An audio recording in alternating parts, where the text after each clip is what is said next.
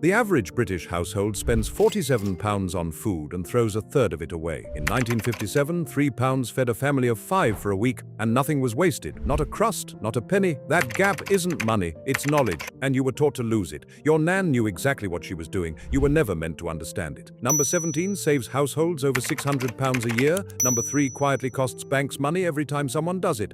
25 habits, one system, built by women who couldn't afford to get it wrong. Let's count them down. Number 25. She wrote the list before she left the house. Every time, without exception. Not a rough idea, not a mental note. A written list, in order of the shop's layout. So she walked through once and came out with exactly what she came for. The list was her defense against every trick the supermarket uses to separate you from money you didn't plan to spend. The end-of-aisle display. The multi-pack that seems cheaper until you do the arithmetic. The new product placed at eye level between two things you actually came in for. None of it works on a person who knows what they came for and has it written down. A 2022 study by which found that shoppers without a list spent an average of 23% more per visit than those with one. On a £100 shop, that's £23 a week, over £1,100 a year, lost for walking in without a list. The list was written before the coat went on. She did not browse, she did not consider. She went in, got what was on the list, and came home. She called it doing the shopping. The supermarkets call the alternative customer journey optimization. Only one of those phrases says what it means. Number 24. She checked the store cupboard before she wrote the list. Before the list, she checked the cupboard. Every tin counted, every packet checked, every jar accounted for. It sounds obvious. Almost nobody does it. A 2023 WRAP survey found that the average British household buys duplicates every single week because they don't know what they already have. Tins of chopped tomatoes bought when there are already 4 at the back. A second bag of rice because the first got pushed behind something. A third bottle of soy sauce because nobody was certain. Over a year, that adds up. Money spent on food you already owned. Her store cupboard had a system. Older things at the front, newer things behind, everything visible, everything counted.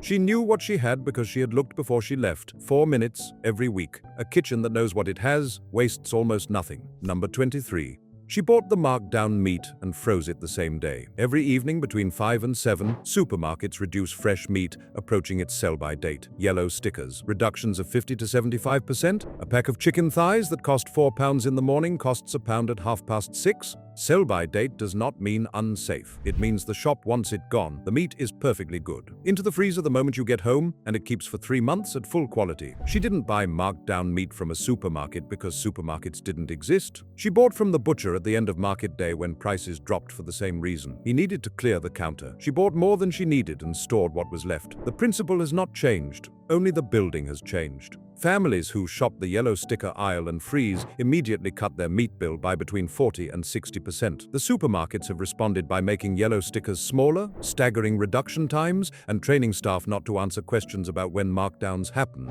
They would rather you paid full price. Your freezer says otherwise. Number 22. She kept a cold, damp cloth on the cheese. Not cling film. A square of muslin, dampened with cold water and a splash of white vinegar wrapped around the block of cheddar and then wrapped again in a dry cloth on top. The vinegar created a faintly acidic layer around the surface. Not wet enough to damage the texture, just acidic enough that mold spores could not take hold. A block kept this way lasted 3 to 4 weeks without a whisker of blue appearing. Cling film does the opposite. It traps moisture and warmth against the surface and creates exactly the conditions mold prefers. A block of mature cheddar in cling film goes furry within a week. The cloth-wrapped block on the cool larder shelf outlasted it by a fortnight. Cathedral City mature cheddar costs £3.50 for 400 grams at Tesco.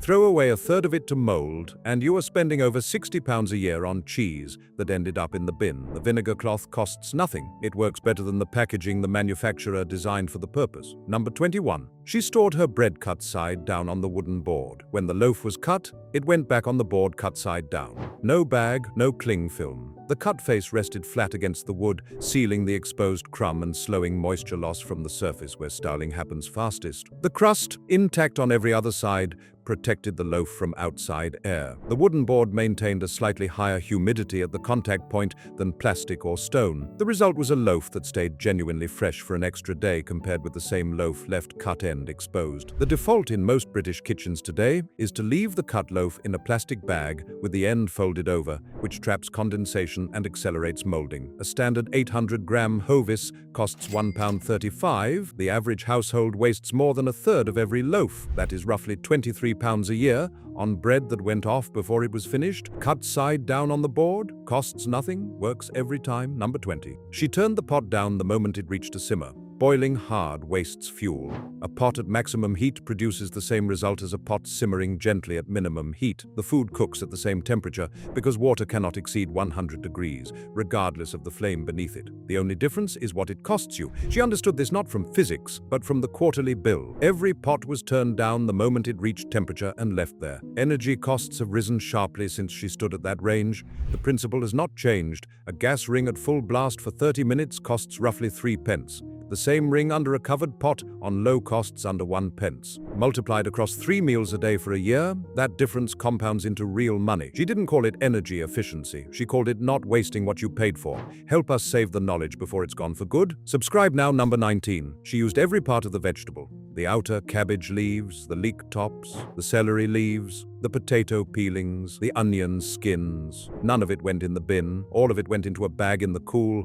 and when the bag was full, everything went into a pot with cold water and an hour on a low heat. The result was vegetable stock, deep, savory, genuinely flavored stock, made from what was going to be discarded. 2 liters of it, strained and stored, was the base for a week of soups, gravies, and sauces. A carton of Waitrose fresh vegetable stock costs £2 for 500 milliliters. A bag of scraps and peelings produces roughly 2 liters for nothing. For a household making 1 pot of soup a week, the difference over a year is over £200. £200 from peelings. She didn't call it zero waste cooking. She called it not being daft. Number 18. She kept a dripping bowl by the range. After every roast, every rasher of bacon, every lamb chop, the fat that rendered into the pan was poured while still hot into a white ceramic bowl and kept on the cool shelf. Set solid, it lasted weeks. Used for frying, roasting, greasing tins. The fat paid for itself twice, once in the joint, again in everything that followed: beef dripping, pork lard, bacon fat, each with a different flavor, each with a different best use. She knew which was which without thinking about it. The dripping bowl was not just economy, it was a flavor system. Roast potatoes in beef dripping, fried bread in bacon fat, pastry in lard, each tasting of itself. Beef dripping is now sold in 300-gram tubs at Waitrose for £2.75 under the label premium cooking fat. She collected it for free from the bottom of the roasting tin every Sunday. She never once called it premium anything. Number 17. She knew exactly when the yellow stickers went up and she planned around it. This is the one that saves £600 a year. Supermarkets are legally required to reduce the price of food approaching its sell-by date. They are not required to tell you when this happens. They are not required to post a sign or announce it over the tannoy. They don't, because if every customer knew the markdown schedule, full price sales before that window would drop significantly. But the schedule is consistent. In most UK supermarkets, fresh meat, fish, and bakery reductions happen in 2 windows. A first reduction in the early afternoon and a second, deeper reduction of 50 to 75% in the hour before closing. Produce and dairy markdowns tend to happen in the morning. She knew the timing at her market. Every market town had a rhythm. She did not shop at peak price because she knew when the price would fall and arranged her day accordingly. The knowledge was the saving. Nothing else was required. Go to the same supermarket at the same time 3 evenings in a row. Watch where the yellow stickers appear and at what time. By the 3rd visit, you'll know a markdown schedule the store would rather you never knew. Number 16. She never threw away stale bread. Not a crust, not a heel, not the end slice nobody wanted. All of it had a second use, and she knew what it was before the loaf was even finished. Stale bread torn into pieces, soaked in cold tea, squeezed dry, mixed with dried fruit and spice, and baked low and slow. Bread pudding, a dense, dark, deeply spiced slab that cost almost nothing and lasted all week. Or blitzed into rough crumbs, dried by the range, stored in a jar by the stove. Breadcrumbs for coating fish, topping macaroni cheese, binding rissoles, stretching a meat mixture to feed one more person than the meat alone could have managed, or torn into a pot of simmering tomato sauce to thicken it. The ribollita principle, practiced in Lancashire without the Italian name. 24 million slices of bread are thrown away in Britain every single day. Every one of them was one of these things waiting to happen. She knew all 3 before she was 30 and never wasted a slice again. Number 15. She kept a lid on the pot. A lidded pot reaches a simmer flavor in roughly half the time of an uncovered one. Once at temperature, the heat can be reduced significantly and the food continues cooking without extra input. A pot of soup on a low simmer with the lid on uses less than half the energy of the same soup uncovered on a medium heat. The 1948 Ministry of Food Fuel Efficiency Guidelines recommended covered cooking as one of the single most effective domestic energy-saving measures available to British households. A government counting every unit of fuel at a time of genuine national shortage. They measured it, they published it. A gas ring at full blast for 30 minutes costs roughly 3 pence, under a covered pot on low, under 1 pence. It changes nothing except the bill. Just put the lid on. She always did. Number 14. She bought the whole vegetable and cut it herself. A whole butternut squash at Tesco costs 99 pence. Pre-cut butternut squash in a plastic bag costs £2.90 for less actual product. A whole cauliflower costs 79 pence. Cauliflower florets in a bag cost £2.20. You are paying £2.11 for someone to spend 90 seconds with a knife, plus the plastic bag, the modified atmosphere packaging, the processing facility, the refrigerated transport, and the markup on every link in that chain. She would have considered it daylight robbery. She would have been entirely correct. A sharp knife and 90 seconds are not a significant barrier. They are a choice. Do that across 5 or 6 vegetables a week for a year, and it stops being small money. She would have been baffled by the concept. She also would have been baffled by a great many things we now consider normal. She would have been right about all of them. Number 13. She soaked dried pulses overnight instead of buying tinned, dried chickpeas, lentils, split peas, haricot beans, covered with cold water the evening before, drained and rinsed in the morning, into the pot when needed. A 500-gram bag of dried chickpeas costs around 80 pence and produces roughly 3 times the yield of a 400-gram tin at 65 pence. Under 15 pence per portion against 20 pence tinned. Do it 3 times a week for a year, and the saving stops being theoretical. More important is the flavor. A dried chickpea soaked overnight and simmered slowly absorbs the broth it cooks in and develops a creaminess the tinned version never achieves. The soaked version is better. It simply is. She soaked hers every night before bed, the same way she filled the kettle for the morning. One more small habit, no additional effort required. Number 12. She mended rather than replaced. A sheet with a worn patch was cut in half and resewn with the outer edges together, the worn middle now at the outside where less pressure fell. A blanket fraying at the hem was bound with ribbon from another project. A coat with a damaged lining had the lining replaced, not the coat. This is not directly about food or grocery bills. It is about the principle underneath every habit on this list. The correct response to something wearing out is not automatically to buy a new one. Repair, reuse, and making do are not signs of poverty. They are signs of intelligence. Britain throws away 1.5 million tons of clothing every year. We replace appliances because repair costs more than replacement. We discard furniture because restoration requires skills we were never taught. Every one of those decisions costs money twice. At no point in the chain is her approach, fix it, it still works, ever considered the default. It should be, it always was. Someone decided it shouldn't be and made a great deal of money from that decision. Number 11, she kept the bones. After every joint, every roast chicken, every lamb shank, the bones went into a pot, cold water to cover. An onion, a carrot, a bay leaf, the merest possible simmer for 4 hours. The result was stock so concentrated it set solid in the jug overnight. The collagen from the bone converted to gelatin, the marrow dissolved. The minerals were now in the liquid. A liter of Waitrose fresh chicken stock costs £2. A chicken carcass you were going to throw away produces roughly a liter and a half for nothing. For a household making stock once a week, the difference over a year exceeds £100.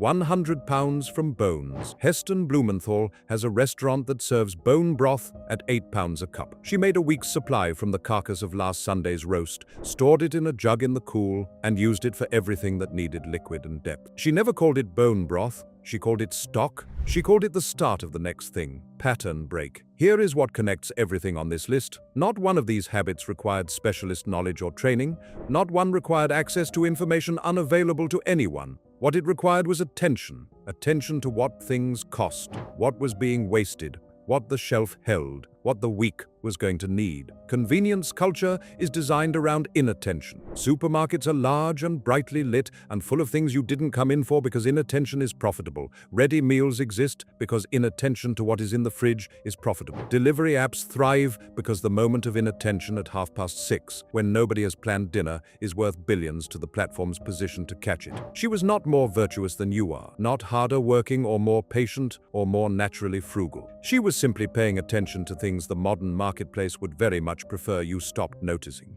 And the result of that attention, accumulated over a lifetime, was a household that wasted almost nothing and paid as little as possible for everything it needed. Attention is free. The industry that depends on your inattention is worth billions. The next 14 habits are exactly the same attention, applied in exactly the same spirit. Number 10. She made a big pot on Sunday and ate from it all week. One pot of something substantial on Sunday. A stew, a chicken for roasting, a ham joint simmered in water. That was the anchor. Everything else in the week was built around it. Cold slices of the joint on Monday with pickles and bread. The carcass simmered Tuesday for broth. A soup from the broth on Wednesday. Rissoles or a hash on Thursday from whatever meat was left, stretched with breadcrumbs and onion and fried until crisp. By Friday, the original joint had become 5 different meals. A small brisket joint costs around £4 at the butcher. 5 dinners from £4 is 80 pence a meal. A Tesco finest ready meal costs £4.50 for one portion. The arithmetic is brutal. This was not rationing-era ingenuity. This was a system operating in British working-class households for 200 years. The rationing years simply made it visible because the constraints became universal rather than economic. Number 9. She kept her butter in a butterbell, a small clay pot with a lid sitting in a shallow dish of cold water on the kitchen shelf. Butter packed firmly into the inverted lid, lowered into the water, which created an airtight seal around the edge. No air contact, no oxidation, no rancidity. The butter stayed perfectly soft for spreading and lasted up to 4 weeks at room temperature. Replace the water every 2 or 3 days. That was the entire maintenance requirement. Butter in the fridge hardens to an unspreadable brick and loses its fresh dairy flavor within a week. Butter in a bell at room temperature tastes better, spreads better, and lasts longer. Butter bells cost about £1 in the 1950s. They sell today for approximately £12 in kitchen shops. Sold back to you as a novelty revival. An entire generation of rock-hard fridge butter, and we still haven't fully recovered. Number 8. She understood that a freezer is a savings account, not a graveyard. The average British household has £50 worth of forgotten food in the freezer at any given time. Buried, unlabeled, unidentifiable, bought with every intention of using, frozen as a holding measure, and never thought of again until the deep clean. She didn't have a chest freezer the size of a small car. If she had a freezer at all, it was a small icebox or a cold pantry, and a system. Nothing went into cold storage without a clear idea of what it was for and when it would be used. Everything was rotated. Older things came out before newer ones went in. The habit that makes a freezer work is a list on the door. What is in there, when it went in, what it is for, updated every time something is added or removed, 5 seconds per visit. In return, a freezer you can see inside without opening it, a weekly shop that doesn't duplicate what you already own, and £50 of food that actually gets eaten. She would have called the alternative wasting good food. She would have been right. Number 7. She bought what was in season and she didn't buy what wasn't. Strawberries in June cost 59 pence a punnet at the market. Strawberries in February cost £2.49 for the same quantity, flown from Morocco or Spain, picked underripe, ripened in transit, arriving with a fraction of the flavor and a significant slice of the carbon footprint. She bought what was in season because that was what the market had. She bottled, preserved, and stored what was abundant in summer for the months when it wouldn't be. She did not expect to eat what was out of season because she understood that out of season meant expensive and inferior. We have been trained to expect every fruit and vegetable every week of the year and to pay the import costs, the refrigeration costs, and the quality deficit that comes with it. The seasonal produce at any British market in the relevant month is cheaper, better, and more nutritious than the imported equivalent at any other time. She knew this because she had no alternative. We have an alternative, and it costs more for worse food. Number 6. She made her own stock, her own sauces, and her own pastry. Not from virtue, from arithmetic. A jar of Dolmio Bolognese sauce costs £2.50 and makes enough for 2 portions. Tinned chopped tomatoes, onion, garlic, carrot, and 15 minutes on the stove makes enough for 8 portions for the same price. The homemade version tastes better, full stop. It tastes better because it is made from real ingredients rather than a blend of concentrate, citric acid, and modified starch designed to sit on a shelf for 18 months. A sheet of ready-rolled puff pastry at Sainsbury's costs £2. Rough puff made at home from flour, butter, cold water, and 15 minutes costs about 30 pence. The shop version exists because a great many people have been persuaded that making pastry is difficult. It is not difficult, it is flour, fat, and cold water. She made it without thinking twice, and it came out right every time. Every jar of sauce, every ready-made pastry case, every pre-seasoned coating mix is a small amount of knowledge that someone decided you didn't need anymore and charged you for the inconvenience of not having it. She had the knowledge. She charged no one for it. She kept it. Number 5. She never shopped hungry, and she never shopped without a plan for the week. Shopping hungry is a well-documented commercial hazard. A 2021 study in JAMA Internal Medicine found that even mildly hungry shoppers selected significantly more impulse purchase items regardless of their pre-planned intentions. The supermarket makes it worse at every stage. The smell of baking bread pumped through the ventilation, confectionery positioned at the checkout, oversized trolleys that make your your total look smaller than it is. She ate before she went out. She had her list. She had her budget in her purse in cash, which meant she could feel it leaving and knew when it was gone. The psychological difference between handing over a card and handing over a note is not trivial. It is used by the industry to keep transaction friction low. Her transaction friction was a coin in her hand and the knowledge of exactly what it was worth. Meal plan the week before you shop. Write the list from the plan. Eat before you leave. Take only what you intend to spend. These 4 habits together will reduce a weekly shop by more than any loyalty card scheme or coupon app has ever managed. Number 4. She knew that loyalty points are a currency designed to benefit the issuer. Every major British supermarket offers a loyalty card. The Tesco Club card, the Sainsbury's Nectar card, the Boots Advantage card. Every one of them tracks what you buy when you buy it, how frequently you visit, what you respond to when offered a discount, and how much you spend in each category. This data is extraordinarily valuable to the retailer, used to personalize pricing, target promotions, decide which products to stock in which stores, and sell insights to the brands on the shelves. The points you accumulate are a fraction of the value of the data you provide in exchange. The loyalty card is not a gift, it is a trade, and it has historically favored the party that knows more about the transaction. She had no loyalty card. She had loyalty to no particular shop. She went where the price was best for what she needed that week. She knew the comparative prices at the butcher, the market, and the co-op. She moved between them. She was not loyal to a brand. She was loyal to value. Use the card for the discounts it gives you. The moment it changes where you shop or what you buy, it has done exactly what it was designed to do. Number 3. She kept a price book, a small notebook, every item she bought regularly, written down with the price, the date, and the shop. Checked before she shopped. Updated when a price changed. It takes about 30 seconds per shop to maintain. And it is the single most effective consumer tool that has ever existed, replaced by brand loyalty and the fiction that one shop is cheapest for everything. It is not. A kilo of pasta at Aldi costs 69 pence. The same quantity at Waitrose costs £1.60. The pasta is nutritionally identical. The difference is 91 pence per kilo, multiplied across every staple in your weekly shop, multiplied across 52 weeks. A 2023 Which analysis found that a household shopping consistently at the cheapest available option for each item saved an average of £43 per week compared with shopping at a single premium retailer. £43 a week, over £2,200 a year. She didn't have a smartphone, she had a notebook and the habit of writing things down. The principle is identical, the savings are identical. The app that does it for you is available for free. She did it with a pencil and it worked. Number 2, she wasted nothing and she knew that nothing was a habit, not a threshold. Zero waste is not a line you cross once, it is a daily decision made in small moments. The vegetable peelings that go into the stock bag rather than the bin. The heel of the loaf that becomes breadcrumbs rather than compost. The last spoonful of jam dissolved in hot water to make a glaze. The leftover mash worked into flour for potato cakes. The rendered bacon fat kept in a small pot beside the range. None of these are significant acts on their own. Each one saves a few pence. Together, across a week, a month, a year, they add up to something substantial. More than that, they build the habit of looking at what is in front of you and asking what it can become rather than when it needs to go. She looked at a chicken carcass and saw 3 days of meals. She looked at stale bread and saw breadcrumbs, bread pudding, and soup. She looked at the end of a block of cheese and saw a cheese sauce, a pasta bake, and a gratin topping. She looked at the outside leaves of a cabbage that most people trim off and throw away, and she saw soup, not creativity, habit. Habit built over decades of not being able to afford the alternative. The modern household has the escape route and throws away £700 of food a year as a direct result. Number 1, she never confused cheap with thrifty. This is the habit that makes all the other habits work and the one most easily misunderstood. Cheap is buying the lowest price, regardless of what happens next. Thrifty is getting the maximum value from everything you spend. They are not the same thing, they are frequently the opposite. The cheap choice buys the thin dishcloth that lasts 3 weeks. The thrifty choice buys the cotton one that lasts 3 years at a quarter of the price per use. The cheap choice buys the economy mince that half renders into grey fat in the pan. The thrifty choice buys better mince less often, makes it go further with onion and breadcrumbs, and serves it twice. The cheap choice impulse buys the reduced bakery goods at the supermarket entrance. The thrifty choice already has bread at home, cut side down on the board, still perfectly fresh. She did not buy cheap things. She bought the right things and used them completely. The cast iron pan she bought in 1952 was still in her kitchen in 1992 because she cleaned it correctly and never let it rust. The blankets she kept were mended and still warm. The stock from the bones was richer than any carton because she understood how bones worked and what to do with them. Thrift is not deprivation. It is not doing without. Thrift is the discipline of understanding the full value of what you already own, the full potential of what you are about to buy, and the full cost of replacing what you could have kept. She practiced it every day without giving it a name. It was simply how the kitchen worked, how the household worked, how the money worked. It still worked. It always worked. The industry that replaced these habits with convenience product, loyalty schemes, pre-chopped vegetables, and branded bone broth in paper cup would prefer you didn't know that. They would prefer you believed that the old ways were primitive and the new ones are progress. They were never primitive. They were intelligent, and the intelligence is still there, waiting in the habits of a generation of women librarian who never got a certificate for it and never needed one. Try 3 of these this week. Write the list before you leave. Check the cupboard first. Keep the bones. Tell me in the comments which one you already do and which one surprised you. She didn't call it saving a fork. She called it knowing what she was doing. In practice, that was the same thing.